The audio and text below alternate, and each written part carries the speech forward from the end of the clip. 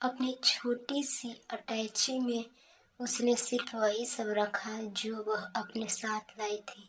यहाँ का कुछ भी नहीं। गहने सब पिटारे में डालकर अलमारी में रख दिए थे और कपड़े लत्ते भी। चाबियों का छल्ला उनके सामने तिपाई पर रखा तो देखकर भी वे नजर नहीं उठा पा रहे थे। माफ कर दो बेटी इस बेबस को। तुम जाओ मत बिटिया। इस परिवार की इज्जत की खातिर मेरी तरफ से तुम जैसे रहना चाहो, जो करना चाहो करो। 30 बरस तक वह मानती रही थी उनके परिवार की इज्जत के लिए, उनकी बेबसी स्वयं के प्रति, उनके अनाम से स्नेह के खातिर और उनके लिए अपने लगाव के चलते। इस घर में प्रवेश के पहले दिन ही समझ गई थी कि वह उसके एक जीवन का अंत हो चुका है। किसी उमंग, किसी खुशी, किसी कल्पना, किसी आस के लिए कोई गुंजाइश नहीं बची थी। सास नहीं थी, सिर्फ ससुर थे, बाबूजी और बेवा ननद शांति। नई नवेली ही वह काम में जुट गई थी उस कमरे में जाने से बचने के लिए। पति कहलाने वाले उस प्राणी को शायद सिखाया गया था। कमरे में अकेली पाते ही वह उसे दबोच लेता और हकलाते हुए अस्फुट स्वर में न जाने क्या कहता हुआ उसे नोचने खसोटने लगता। शुरू शुरू में संकोच में वह कुछ न कह पाती, न उसको न घर में किसी और को। पर एक हद के बाद तो उसने क्या क्या नहीं किया। पंखे से फंदा तक बना लिया था। फिर जी में आया नहीं, जान नहीं लेगी वह अपनी, निकलेगी घर से बाहर। जब सुना था उसने एक ठिकाना यह भी के बारे में। फिर घनी बस्ती के संकरी गली के नुक्कड़ पर जर्जर सी इमारत में एक ठिकाना यह भी का दरवाजा ठेल एक दिन भीतर कदम रखा था उसने। जैसे सारी दुविधाएं जाती रही थी। छोटी सी मेज के दूसरी तरफ बैठी एक उम्रदराज महिला एक युवा स्त्री को समझाने में लगी थी और 2 अधेड़ औरतें रजिस्टरों में कुछ दर्ज करती बगल की मेज के गिर्द बैठी थी। कमरे के कोने में एक दूसरी मेज पर टाइपराइटर पर झुका एक मझोली वय का सुदर्शन सा व्यक्ति अपने काम में लगा था।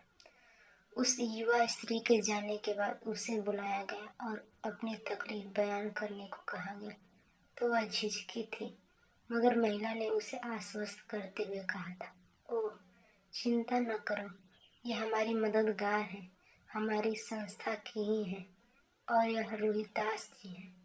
यह भी मेरी ही तरह काउंसलर है।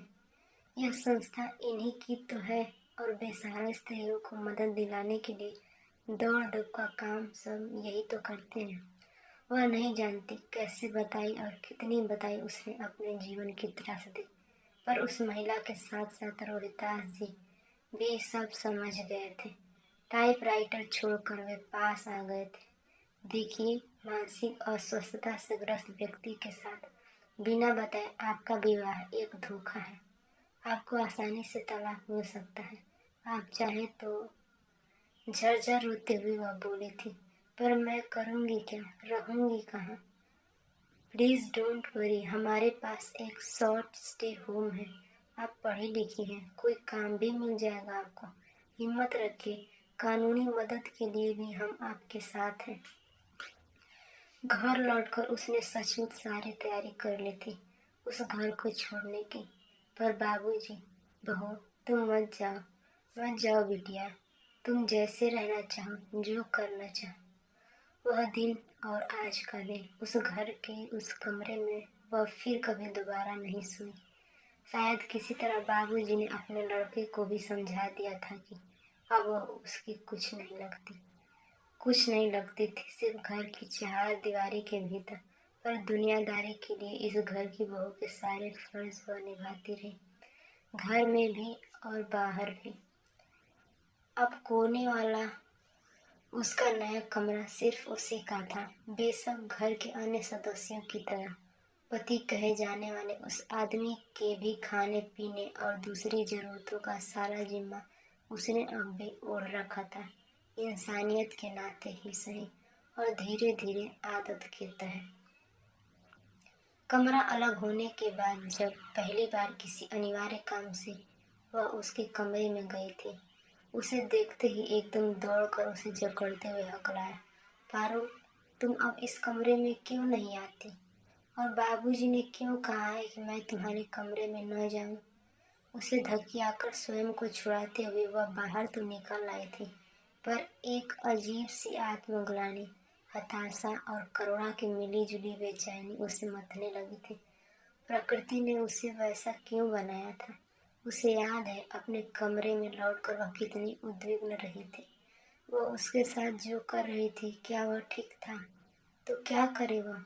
लेकिन आखिर उसके ही साथ यह क्यों हुआ? जितनी दया खुद पर आई उतनी ही उस पर भी। जब से एक ठिकाना यागी में जाने लगी थी, तब से अपनी असहायता से अधिक उसे उसकी असहायता सामने लगी थी और एक अजीब सा अपराध बोध उसे ग्रसने लगा था। कभी कभी तो उसका भोला सा चेहरा देख उसका दिल ऐसा पसीज जाता कि जी होता उसे किसी बच्चे की तरह सहला दे। फिर स्वयं ही वह अपनी उस कल्पना से मानो दौड़कर निकल आती और मन के अस्थायी भाव उसको झिड़कने लगते। नहीं नहीं, तुम्हें कमजोर नहीं पड़ना है। जो रास्ता तुमने चुना है वही सही है। हर एक इंसान का अपने आप के लिए भी कोई दायित्व होता है। ठीक है, अपने आप को तुष्ट करती है वह, तो क्या। बाबूजी ने शहर में साहू कोठी के नाम से मशहूर इस घर की चाबियों समेत बैंकों के रुपए पैसे के लेन देन के भी सारे अधिकार और जिम्मेदारी उसी को सौंप दी थी और जवाबदेही की कोई ताकीद नहीं। बहुत प्यार और परवाह भी इंसान को इस कदर फंसा देता है कि आप चाहते हुए भी उस शहद में फंसे अपने पंखों को नहीं छुड़ा सकते, नहीं उड़ सकते उससे निकलकर। जितना ख्याल वह बाबूजी और शांति जीजी के सुख सुविधा का करते थे, उतना ही उस पति नाम के जीव की भी भौतिक जरूरतों का, उसके खाने पीने पहनने ओढ़ने से लेकर हारी बीमारी में उसकी